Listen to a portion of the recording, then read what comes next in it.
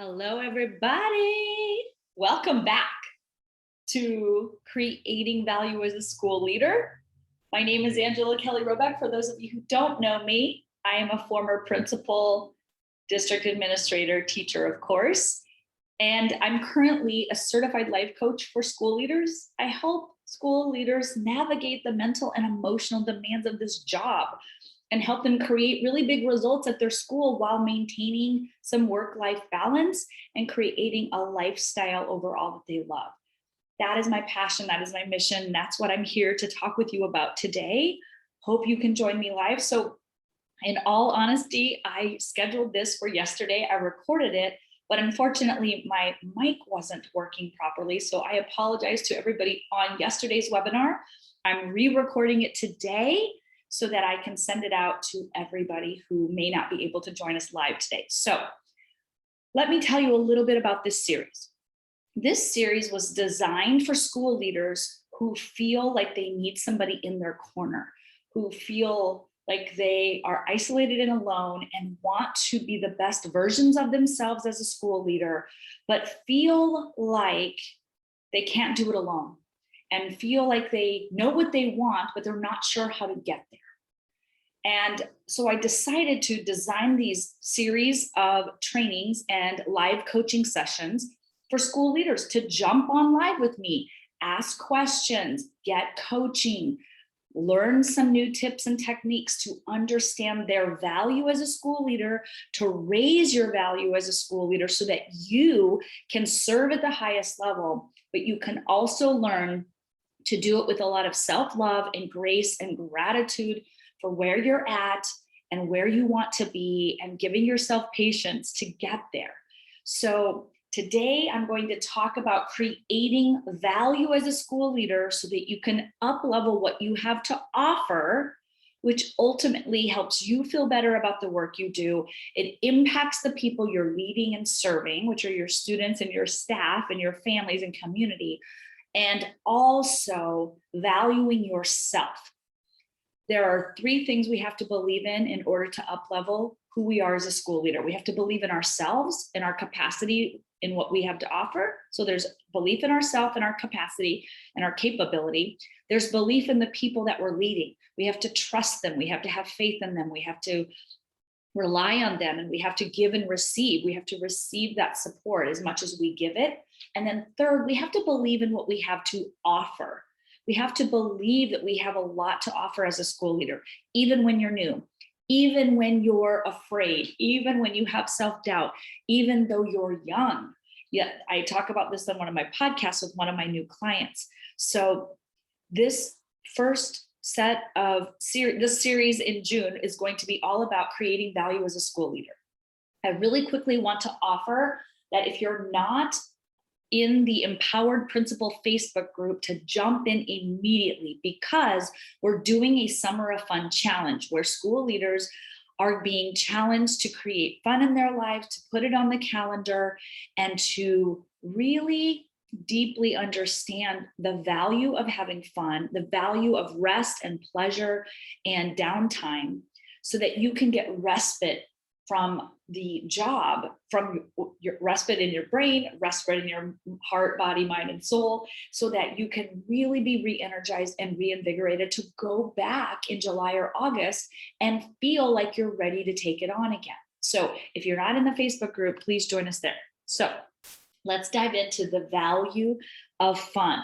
So today's topic, I'm specifically going to talk about the deep benefit and the value of fun in your life and in your workplace. Because when we talk about value, I'm going to talk about what value means and the different definitions and why that matters.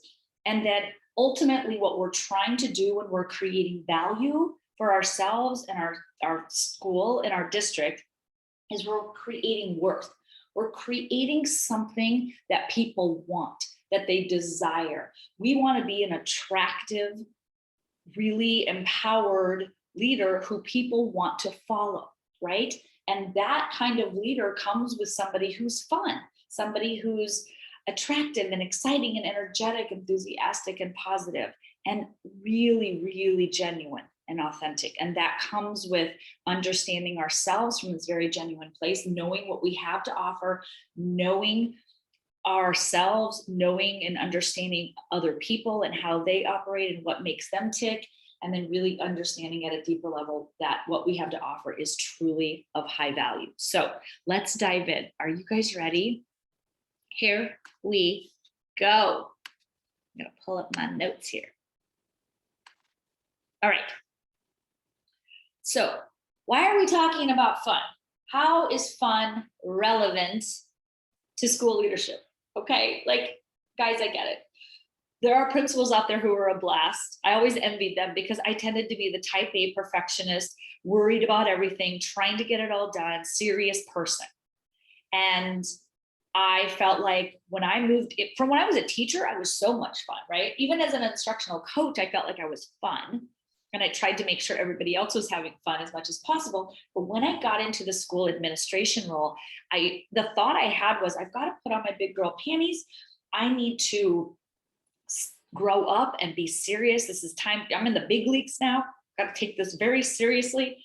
And I got really obsessed with what other people were thinking about me, how much work I was doing, the results I was creating, but I was doing it in this very panicked, hectic, hustly, graspy kind of way, where I felt like no matter how long I worked or how much I did, it wasn't enough. And I really got into this place where I was doubting myself. I was questioning myself. And the more I doubted myself, the more I started doubting my teachers.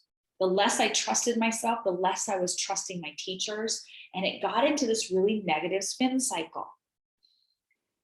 It took me time to realize in coaching, which is what I do now, is I had a coach and now I offer the same service to school leaders like you, is to really help us rewire our thinking, rewire our brains, to help us understand our value in these very different components, which one of them is fun. And I think we highly underestimate the value that comes with being fun, having downtime and respite from our work.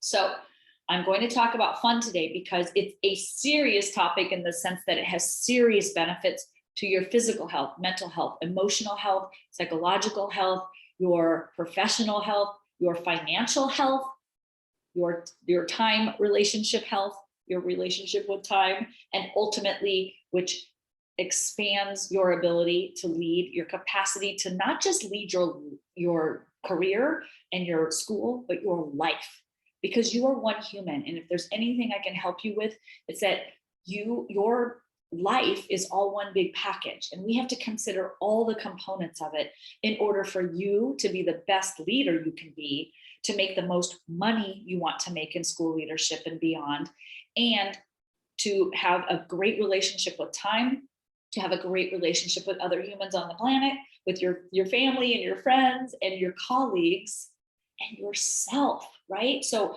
I'm really here to sell you on the value of fun and how it makes you a more valuable leader and an impactful leader. We're going to raise your awareness of when you're having fun and when you're not, what looks like fun to you and what doesn't. Fun is definitely an opinion. It's an emotion you feel or a thought that you have about an activity or an experience that you are feeling and experiencing in a moment. Everybody's experience is different based on what they think.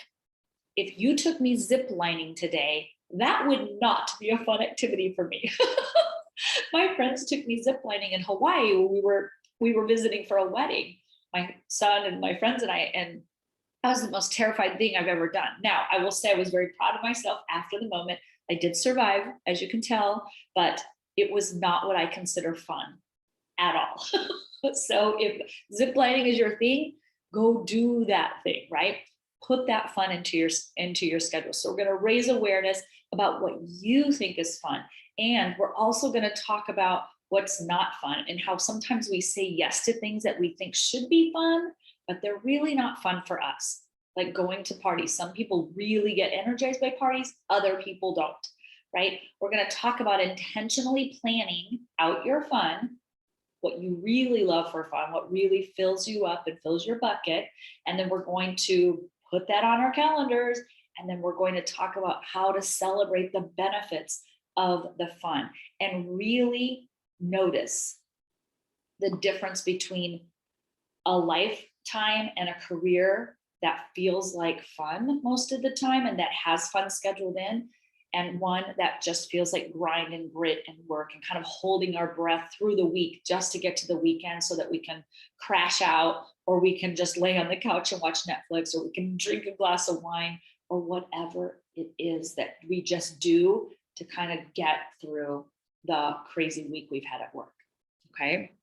So I want to start by talking about what is value. What is value? What does it mean to be valuable? What does it mean to have value to offer, right? So if you look up the definition of value, the value of something is its worth. And what's interesting about value is that worth is also an opinion. It's also relative to the person who's considering it. So, right, like what you think is valuable, I may think is not valuable, or what I think is valuable, you might not think is valuable, but it really comes down to the worth that it creates in our life, the importance, the significance that it creates in our life, right? So when we tend to think of value, we think of financial value. We think of what is the value of that car that I'm about to buy. It's $40,000. That's the value, right? Money is an exchange of value. Money was created by humans to make sure that life was a little bit easier when we were exchanging value. Because back in the day, people were bartering, right? They were bartering chickens and cows, and I'll do my cobbler service for your blacksmith service, or whatever they were doing, right? So before money, you had to exchange actual physical items. We created this system of money to provide an exchange of value. So you go to the store and you buy groceries and you pay money for those groceries because the value, the worth, the significance, and the purpose of those groceries in your life is significant. So the value creates a quality of life, right? When you exchange money for food, you can buy like fast food, processed food, which is maybe a little bit cheaper than perhaps some fresh fruits and vegetables or organic foods that is a higher price, but it has a higher quality of life, a quality of value for your body, right? So I just want you to notice that when we talk about value, it's really an exchange of worth. It's what is worth it to you? What is worth in your life? What is worth in your career? Where is the worth that you're creating? So when you are a school leader, you want to be worthy to your school. You want to have a lot of value to offer and contribute to your school, to be significant, to add importance, to contribute in some way, and to really raise the quality of your school. That's the value you're adding as a school leader. So we want to raise our value, our trust in ourselves, our belief in ourselves, our value that we have to offer, so that we can be the best versions of ourselves. And in return, the more valuable you are, the more attractive you are as an employee, and the higher worth you can demand, which means the more valuable you are, the more money you make. We're going to talk about that too, okay? So I want to talk about the overall lifetime value of having fun. So the definition of fun is the expression of freedom, joy, and happiness. Think about that for a minute. It is the spice of life to have fun. We are on this planet.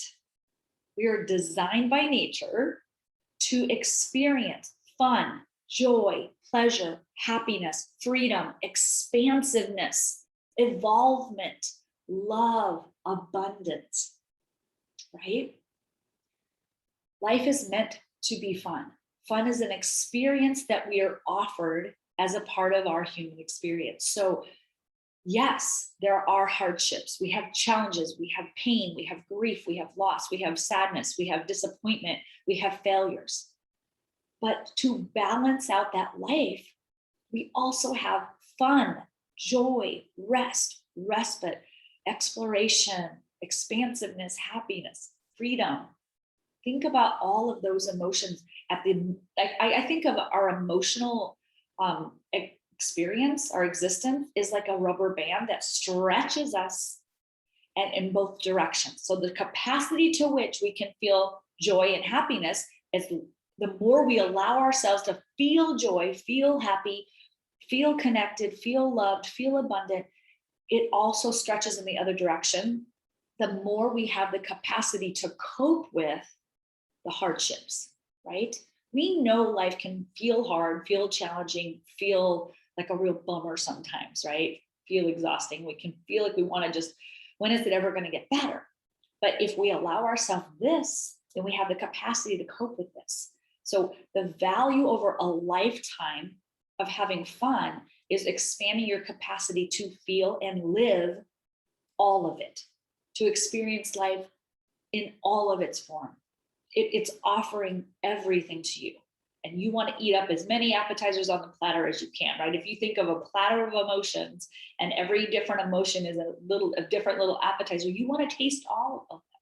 You want to go to the amusement park and ride all the rides, right? You want to expand your capacity. So the lifetime value of allowing yourself some fun and pleasure and rest and really doing things that fuel you and fill up your soul and your mind and your body, that is the experience of life. That's the spice of life. That is the lifetime value of fun. Now I'm going to break it down. The physical value of fun, the mental, emotional, professional, financial, and time. And all of this equates to the lifetime value that you are creating. So the worth in your life, what is it worth to you to have physical fun, to have movement, to dance, to laugh, that belly laugh until it hurts kind of laugh, crying your eyes out, going to a movie and experiencing, the physical laughter that comes with a silly movie or something. Movement, walk, being out in nature, hiking, biking, like tennis, you name it, whatever it is that physically generates energy for you. What is that you love to do? Because the physical value of fun isn't just that kinesthetic experience. You see kids and they just like flap all over the place, right? When they're out at recess, they are full of life. They are feeling the physical value of having fun with their bodies and moving them around. But what's happening on the inside physically is that, especially for us adults, right? We tend to move less. We tend to sit more. We're in our meetings. We're on our Zooms, right? We're in our cars. We're watching Netflix. We're typing away at the computer, answering all the emails. But what's happening inside when we move our bodies and we feel and we dance and we have fun is that it lowers our cortisol. Cortisol is the chemical in your body that is called the stress hormone. When your cortisol is high and you're in like kind of that, like what's the word I'm looking for? Adrenaline rush, right? Sometimes adrenaline rush can feel really good, but a lot of times if that is sustained for a long time, that cortisol running through your body creates disease, right? Disease in the body, heart problems, blood pressure problems, too high of blood pressure, cholesterol problems, weight management problems. When you're out physically having fun, it's not just that you need to exercise to lose weight, but when you're out just having fun with your body, taking a walk with a friend, going on a hike with your dog, right? It doesn't have to be this laborious going to the gym and grinding it out, right? But when you do physically have fun with your body or go dancing, I love music. I love to dance. It's one of my favorite things. And it doesn't feel like work, but I'm sweating, I'm laughing, I'm enjoying, I'm just moving to the beat. And I can't dance, girl. I cannot dance. So what I'm telling you though is I'm still moving my body in a way that's physically fun. It's managing my weight because of the cortisol, right? Cortisol lowers, and in replace of that, serotonin increases. And serotonin is a chemical in your body that regulates all of your normal body processes. So when you're having fun, you're laughing, and you're having a good time, and you're feeling the experience of fun, your body is regulating itself internally. It's amazing, our bodies, right? We want to give our bodies that, that opportunity. to regulate itself, to re-regulate. Yes, we're going to have stress. We're going to be at work. There's going to be things that spike our cortisol, we get into this adrenaline rush, right? We want to give ourselves time to lower that. When you're out having fun, you're less likely to be buffering. And what I mean by buffering is I mean kind of avoiding or tuning out. So I noticed this during the pandemic with myself, my family, and a lot of clients I was coaching, is that there wasn't a lot of ability to go out and have fun, right? We had fun at home. We were baking our breads or cooking a lot. We were kind of confined to our home and having to find things that were fun in our home, which was fun for a while. And then it got kind of like, I'm over this. And there's only so many games you can play and puzzles and Netflix you can watch, right? So we started getting bored and we started feeling a little lonely. We started feeling a little itchy. And in response to that emotion, what did we do? We started eating more, drinking more. And that, like, just that avoidance. I know I was playing like video games on my phone. I just was tuning out. So when you're tuning out, it's not as so much fun as it is just avoiding, right? Versus actively having fun. So when you're actually having fun, you don't need to overdrink. You don't need to overeat. You don't need to like overshop or social media or over Netflix, binge on Netflix, right? Because you're actually genuinely having fun and experience your life in real time. So all of this to say, physical fun, it repairs the body. You feel less pain. You lower your rates of disease. You increase your lifespan. The more fun you have, the longer you live. Isn't that amazing? I've done a lot of research on this, guys, and it's amazing. And the more fun you're having, the longer you want to live, right? Okay, let's talk about the mental impact of this. So and these are all going to compound, and I'm going to show you how. So when you're physically feeling great, right? You're getting that physical response and your body's being regulated. You're getting a lot of sleep and you're getting some fun and resting your body and moving your body. And it has this nice balance. The mental value of fun increases, right? Because your mental stress is decreased. You're giving your mind, your brain, a break from worrying and thinking and problem solving, right? And when you give it a break and you go and you think about something else that's fun and pleasurable, it gives your brain downtime so that it can be ready to resolve. And what ends up happening is when you give it respite, it actually can think more clearly, can think more quickly, and you come up with more creative solutions. So you're thinking more clearly, more quickly, and more creatively. Also, I read a study that said there is an improvement in memory and concentration. You have a sharpness to your mind when you have fun. Emotionally, you can imagine, right? The emotional value of fun. That's really where we're filling the bucket, right? We're filling up our emotional bucket. And as I mentioned earlier, it expands our ability to cope with the negative 50-50 of life, right? It provides that emotional balance. You have to allow yourself to experience fun and joy and pleasure and self-care. You have to give yourself permission. You have to allow this. There's nothing wrong with this. And we're going to talk about obstacles to having fun in a minute. But what I want you to know is you can't deal with this if you don't allow this, because your capacity is only this big. You want to stretch it out as much as possible, okay?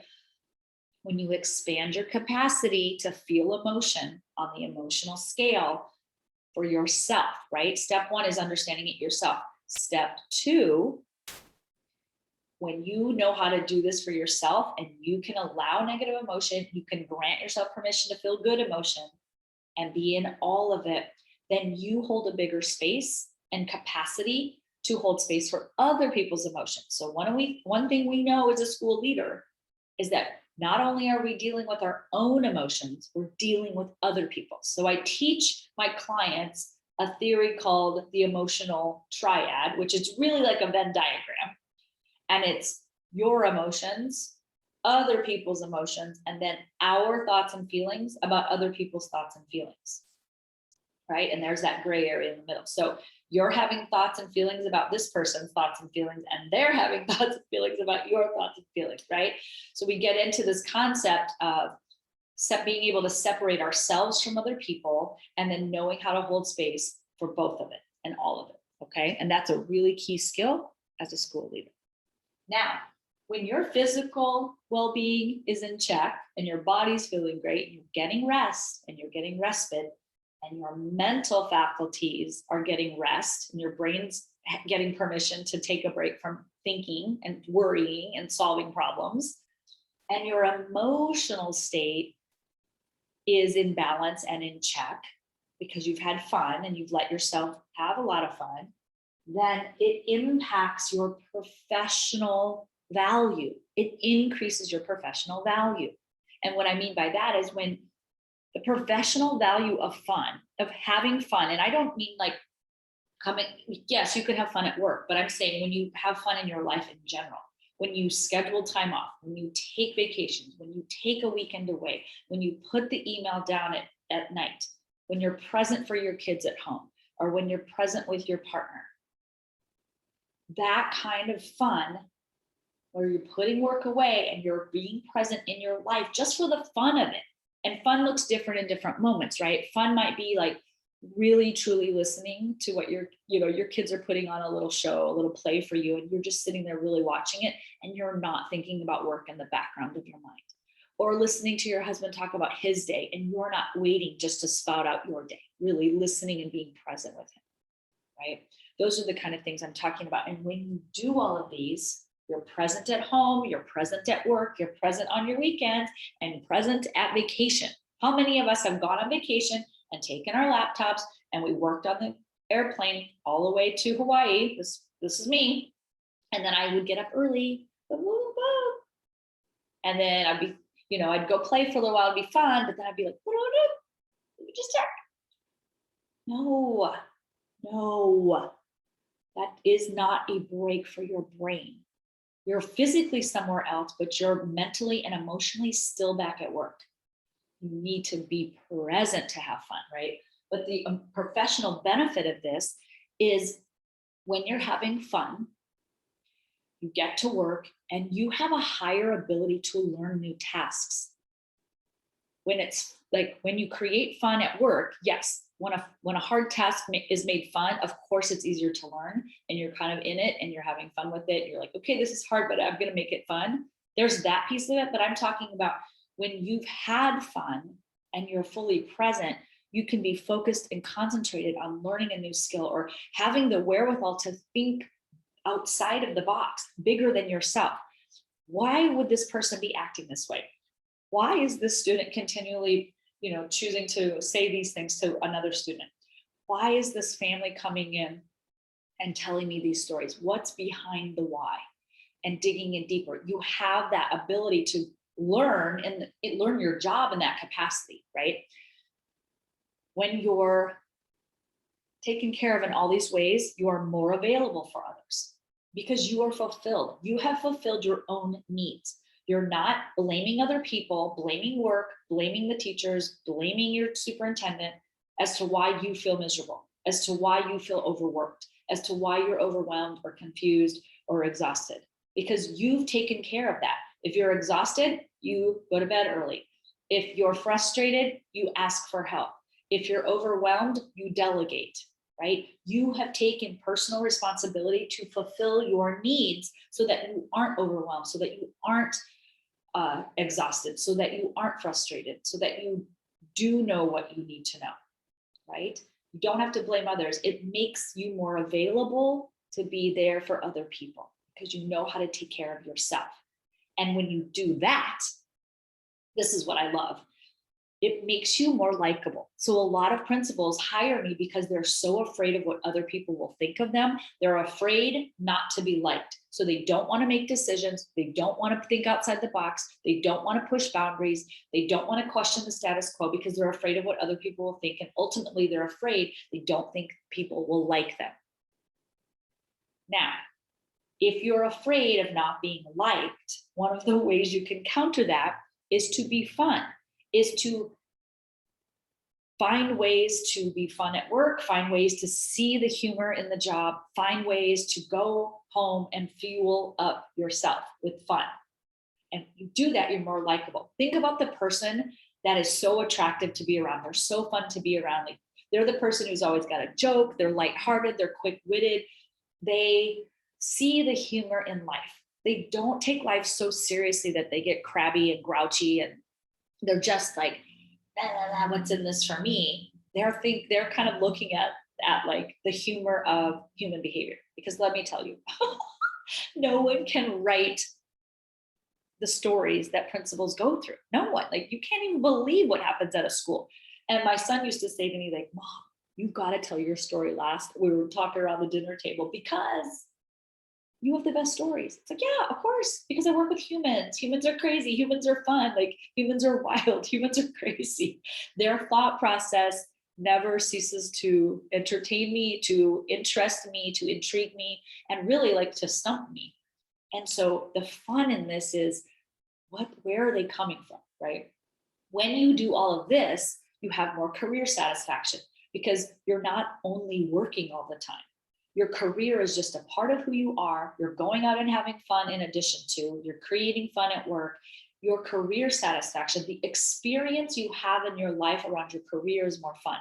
Let me tell you this, like, sometimes this job is hard, marketing, sales, like helping people understand the concepts and the value, but I'm having so much fun doing this. This is my favorite thing to do.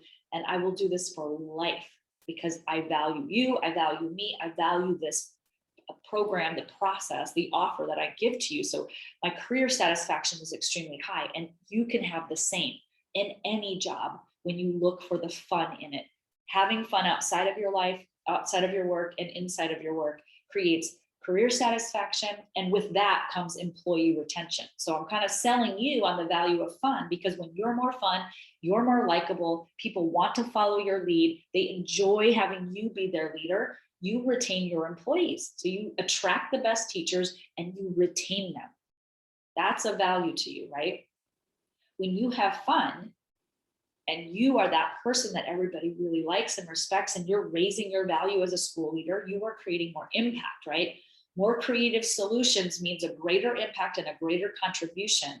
And ultimately, you can expand that into other endeavors in your career. But ultimately, what I love about having fun is that it gives you perspective. It keeps you grounded and it keeps you tethered to the bigger picture, right? So we can get lost in the weeds and we can have a bad day or we can have a rough week. But when we step back and look at the bigger picture, the 50-50, that's life. And we know that there's great times, fun times, and we know there's hard times and we accept all of it. It gives us that perspective when we're in the hard times to kind of take a step back and look and notice what's, that this isn't going to be forever and what's happening, right? Okay, just checking to see if there are any questions. I'm almost done here, guys. And then this all compounds into the financial value of fun. I want you to hear me, school leaders. If there's anything you walk away with, the value, the worth, the importance, the significance of fun in your life, like fun is no joke. This is real. When you decide to have fun outside of work and inside of work, it creates a financial value because when you are having fun and you are being more creative and you are rested physically, mentally, and emotionally, and you're bringing that into your professional circle, your professional sphere, your life, that aspect of your life, the financial return on that investment is exponential. How can that be true? When you are doing these things, you are more productive. You're more productive at work. You're more productive at home. You have better time management because you're scheduling your fun, which means you got to get your work done in time so that you can go have your fun, or you're not going to be able to have the fun. When you have those boundaries between work and pleasure, you're going to be more productive. You're going to get to what matters most, right? So your time management will be better. You're going to be more creative because your mind is clear, your heart is full, you're open to new possibilities, you're willing to look outside the box, you're not afraid to take those risks because the creative solutions are sometimes the most simple and easy solutions when we allow them to be. If we just look around, what is the most simple solution I can come up with right now? What's the fastest way to this? What's the easiest way to that? We start thinking more creatively. We start thinking in more vision. You are more visionary. You can think longer down the road, bigger than you, bigger than just your tenure at this school. What do you want? What legacy do you want to create? What do you want for your school in the long term? What do you want for education in the long term? Thinking, what do you want for your career in the long term? I was just coaching another client the other day about, she's like, you have opened the portal of possibility for me. I used to think this, and now I feel like I could go in any direction. I could become an author. I could become a podcaster. I could become a coach. I could become a presenter. I could become all of these things. You can create bigger impact through the portal of possibility when you create a bigger vision for yourself. What could you be? What do you most desire? When you're having fun and you give yourself time to daydream and to think about what life could feel like for you financially, what life could look like for you in terms of your career and your family, you expand your ability to think about more possibilities. So you become more possibility driven. And through all of this, you become more connected. You feel more open to networking, more open to connection, more connection with yourself and connection with other people. Okay. The financial return on this program and this process on applying these concepts is exponential. You can't put a value or like, what's the worth of your life? What's the worth of your experience? What's the worth of your contribution? You can't even put a price tag on it because it is your experience of life. It impacts you. It impacts your family. It impacts your friendships and your circles, their colleagues, the students you work with, and then their families growing up, and then exponentially down. You cannot put a price on that. You can't put a value on that.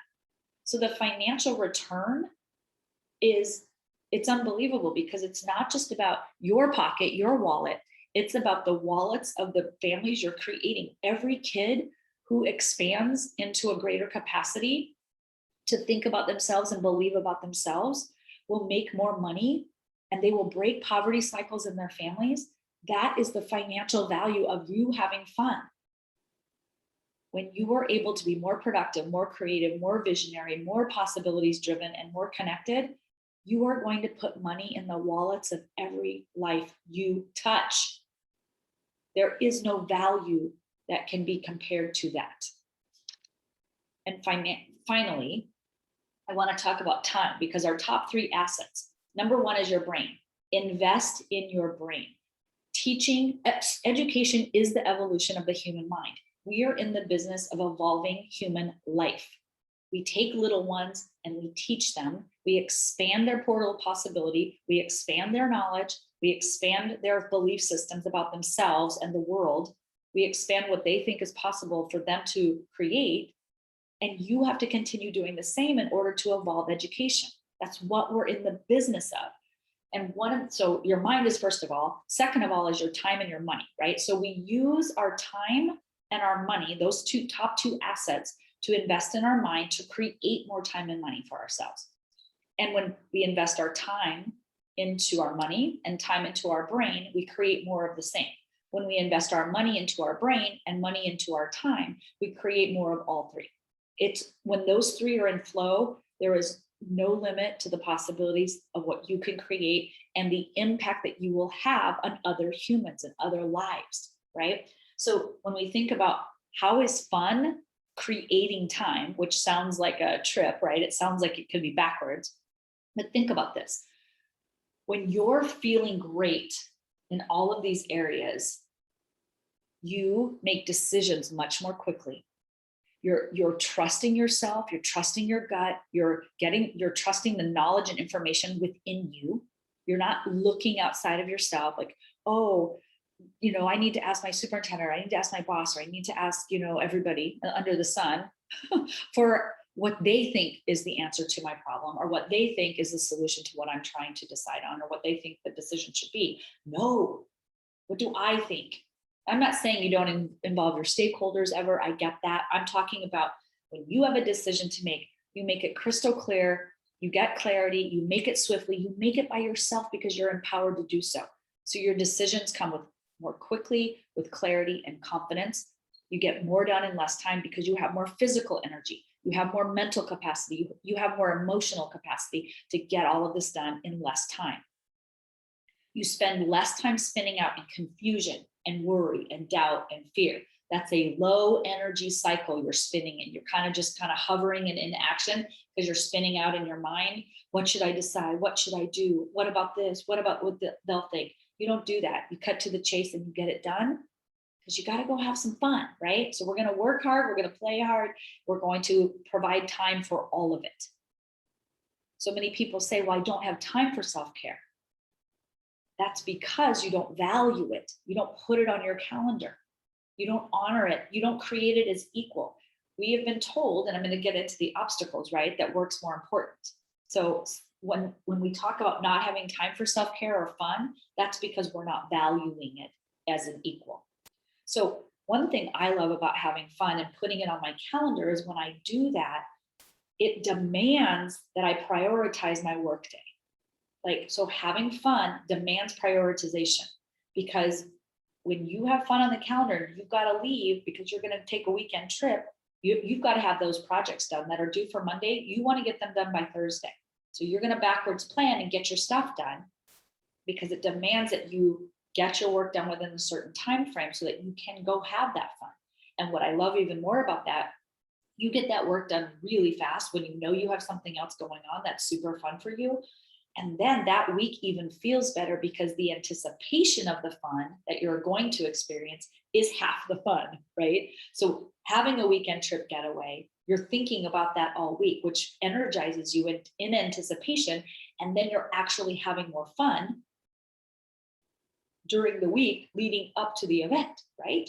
So lots of work around time on this. Now, if all of this is the value and it has exponential worth, exponential, impact, and it increases the quality of life, not just for us, not just for our families, not just for our school, but for the students, for generations to come, it sounds like a no-brainer. So why don't we do it? Why don't we do it? Let's find out.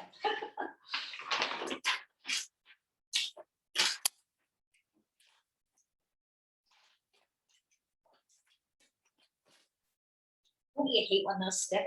Okay, anyway, let's get to obstacles. There are 4 main obstacles that prevent us from actually valuing fun. Number 1, I call it OPO. It's other people's opinions. We are so worried as humans about what other people are thinking. I was just coaching a client on this yesterday, and she was like, I can't believe how much I worry about what other people think. And what we were talking about is how it seems very true that other people judge us and criticize us, because the truth is we do. We do it to other people. We have thoughts about other people. We have judgments. We have opinions. And so do they. And we know that. So we worry about it. But the truth is they're thinking more about what you're thinking about them than what they're thinking about you, right? So we get in this spin out of other people's opinions. We feel all this worry about judgment, criticism. We worry, we fear, so we kind of lock down, right? We think that they're going to say things like, she's not committed, he's not a good leader, she's not taking her job seriously, he doesn't really care, they must lack the skill set, right? So we stop ourselves because we are worried what other people will think and say about us. Number 2, brain conditioning. We ourselves have been conditioned to believe the things that people say. So we believe, maybe I'm not committed. Maybe I'm not being a good leader. Maybe I'm not taking my job seriously enough. Maybe I'm being too lax. Maybe I'm having too much fun. Maybe I don't care enough. Maybe I do lack the skills, right? We question ourselves. We doubt ourselves.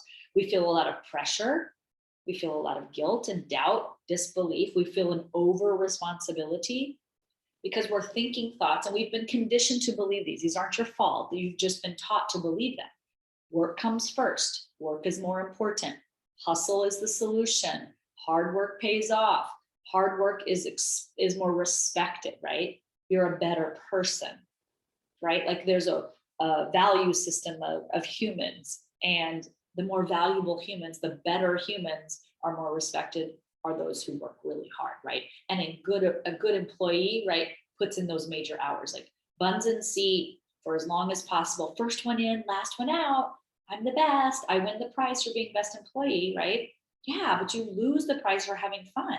You lose your life when you give it away to other people's opinions and believing the societal conditioning that we've been taught to believe.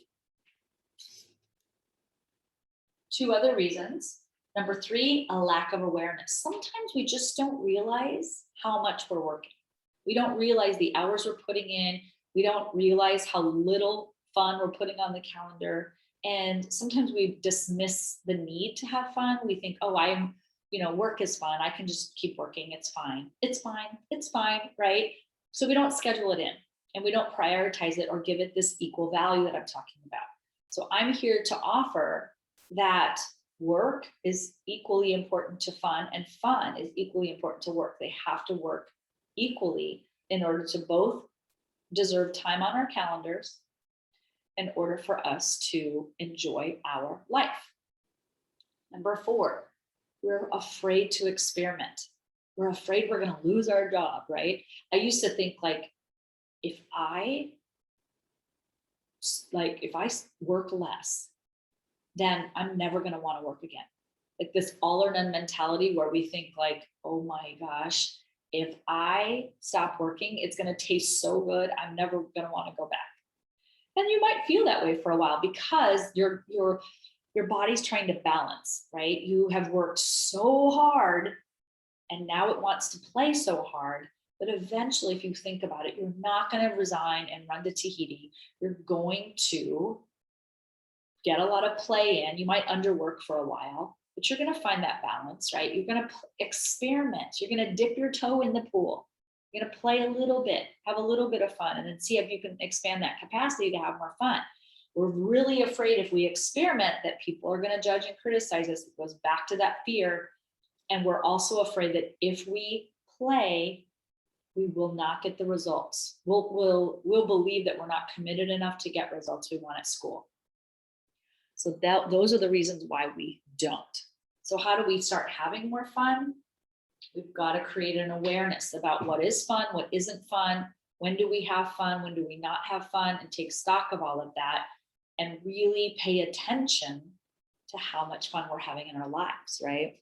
And then once you do that, you're going to start expanding your capacity for fun. You're going to do it a little bit more and a little bit more until you find that happy balance, right? You're probably going to swing on the pendulum, a little too little fun, a little too much fun, just right fun. You'll find the balance. And there are different kinds of fun, right? Sometimes fun looks like a cup of tea and a book.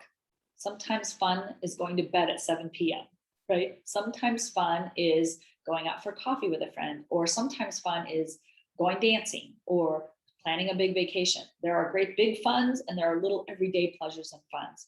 None of them are right or wrong. None of them are better than one another. You have to turn internally and ask yourself, what feels like fun to me right now, today, tomorrow, next week, okay? So I hope this has been helpful. Again, I want to invite you to the Empowered Principal Facebook group. We are doing the Summer of Fun Challenge. If you're watching this in the summer of 2021, all of June and all of July, I'm going to be offering daily challenges, weekly themes. We're going to be offering weekly prizes so that people can really get into the spirit and have fun having fun and see the value in it. I hope this has been helpful. If there's anybody there who would like coaching, I open it up to you and just raise your hand.